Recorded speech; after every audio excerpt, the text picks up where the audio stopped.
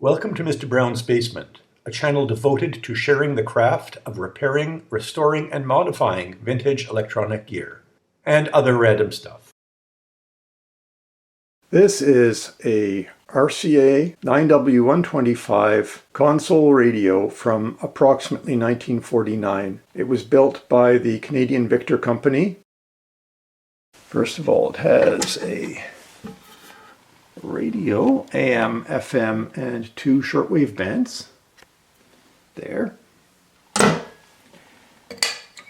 It has a 45 RPM record changer right over here on top. That was RCA's preferred format. And it has a 78 RPM record changer right there. You might be wondering why there's no 33 RPM record changer. Watch a video by TechMoan. I'll put a link in the description, and then you'll see why. And down below, it's got a 12-inch loudspeaker. At the back, the power supply sits as a separate sub-chassis below, just the rectifier tube. I believe it's a 5Y3. The rest of the chassis is over there. That's an 11-tube AM/FM shortwave receiver, as I said before. At the back, those are the wires that go to the record changers. What I plan to do is remove these chassis for cleaning and repair. Looks like they're held in with 1 or 2 screws. Given that they're half out, means probably somebody's been in there. And pull off the knobs and remove this chassis as well. The antenna, that's unusual. It's, I guess that's the dipole antenna for FM, and there's the antenna for AM. I'm going to pull that out too. I'm going to wipe out this case with some Murphy's oil soap and vacuum the hell out of it so that it doesn't bring more dust into my house. Nice is they've included some quick disconnects that should make it a lot easier to take apart. Yeah, just a 6-pin plug. Now, some of it will carry power, some of it will carry, well, these will carry audio. No doubt they're ceramic cartridges.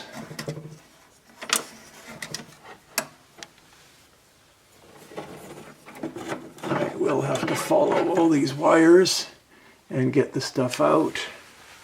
Looks exciting.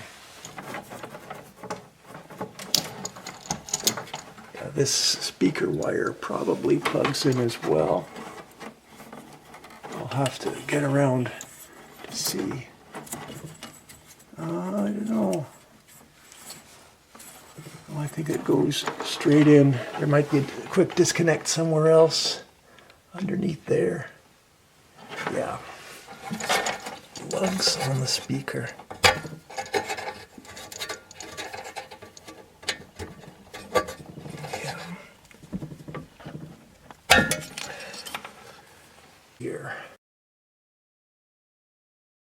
Here's the power supply unit. I've turned it upside down.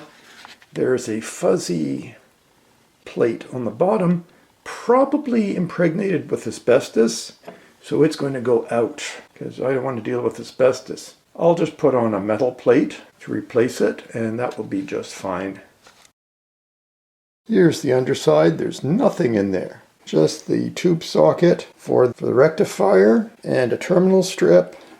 And of course the transformer, the 5Y3, an original RCA. Not much to this at all. Knobs are really plain. They pull straight out. I've got all of them. 1, 2, 3, 4, plus the one in my hand. Once these knobs are pulled out, I should be able to take out the chassis. There might be a pilot lamp as well to deal with. The FM antenna connects to a piece of twin lead, and it follows up here and it's behind the upper lip of the cabinet in here.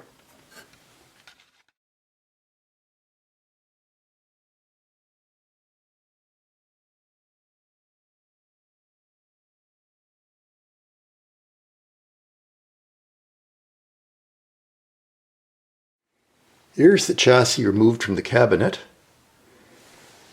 Okay, so it's got two pilot lamps, one at each end. One of them is not original, maybe both. The dial string is broken. That's not a big deal to replace. It could be a big deal to restring depending on how stubborn it is. But the tuner vanes are not bent, which is great. It's not too dusty. I've seen a lot worse. Here's the underside of the chassis. Nothing out of the ordinary. About maybe a dozen paper wax dipped capacitors, blackened with dust. The wax, the beeswax gets sticky and everything, particularly dirt, sticks. Makes them hard to read. And the usual carbon composition resistors, which need to be tested because they tend to drift. Two wood screws hold this antenna in place. And what's neat about it is it has a pivoting point that lets you turn for best reception. This is the antenna. That's how it pivots. So it looks like what you'd find in a All-American 5, but it's mounted on this diamond-shaped cardboard form, I guess, so that it doesn't get bent.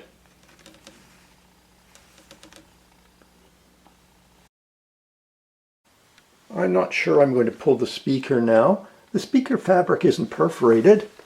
It's old, but unless it's stained, which it doesn't appear to be, I might keep it.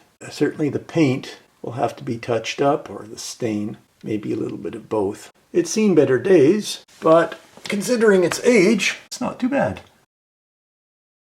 Another one of those fuzzy, probably asbestos-laden insulating sheets is inside the cabinet. At the bottom it looks like it's held in by 3 screws with this bracket and a bunch of staples. So I will very, very gingerly take it out. I don't want to snap it or cause it to lose any fibers. Here is the 45 RPM record changer removed. And here's the bottom of it, RP 178. This would use a ceramic cartridge, a high output cartridge, not available today. I don't know exactly what I'm going to do yet. Maybe there are inexpensive replacement units. That wire, it's just fuzzy with dust. It's not worn through. Sometimes wires are worn through and they get dangerous. Here's the 45 RPM record changer. Looks almost like a toy, or maybe very stylized. Again, a ceramic cartridge underneath here. And there's the underside. Looks like somebody's done some service to it at some point. It's in good shape. I had to take out the clips at the end of the drawer before I could tilt it out. With the exception of the speaker, everything is out. I've given it a quick vacuum as there were large amounts of dust. Fortunately, no rodent evidence or anything like that. The next step is to wash the case completely with Murphy's oil soap and put glides on it so it doesn't damage the floor. These are the glides I like to use. Not the nail-in type, but the screw-in type.